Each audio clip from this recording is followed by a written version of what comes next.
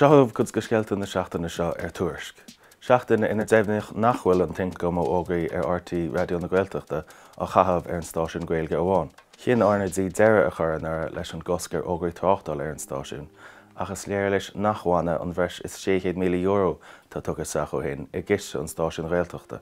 Dhéimhna RT de Tuairisc an seachtain seo go grinnítear an tincom fad ó ógaí tráchtála go lárnach an RT agus go gatar an targad gach canal agus seirbhís a chuid an chraoltóir seirbhís a poibli.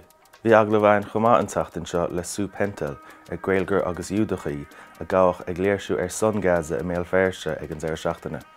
Dúirt le Tuairisc gur cuid tá haireacht iúdach taú le muinte na Palestíne. Gabhadh pental agus ban eile agus iad ag léirsí tíomh mód de bhainte go bhainc Berkeley's. Tá leacht agóide son na Palestíne ag díriú bhaintí Berkeley's agus iad ag géire go ndáireadh an banc as a bheith ag duinmh inéisiachta I ggólachtaí áirithe. Scéanal pental na líúintí go ndearnach do muiste curúil. Cachsúil an scéal sin a meas scéalta eile san agrán is déanaid an fud Gaeilge. Linn bhí colm cuaig duine dagathirí dúchan leabhanúir de bhlúirí ó ochlar Whartaní Chainn. Pléach coolar an leabhar an chreic óhainn le cant an chainní agus an tábhacht atá le cuimhnú hebhras na Gaeilge. Bhí agran nua agan san fud sport chumá agus dar Canadian ar danta chun chahabh na cléí mór idir chundaí an deir seachtaine seo. Rinneach plé chumá chumórtas pell na Gaeltachta bhaise tugsú I rachar inniu.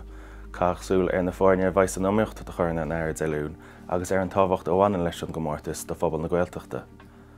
Tá na podchraoltaí sin fáil Spotify agus Apple Podcasts agus neart scéalta eile agan Tuairisc.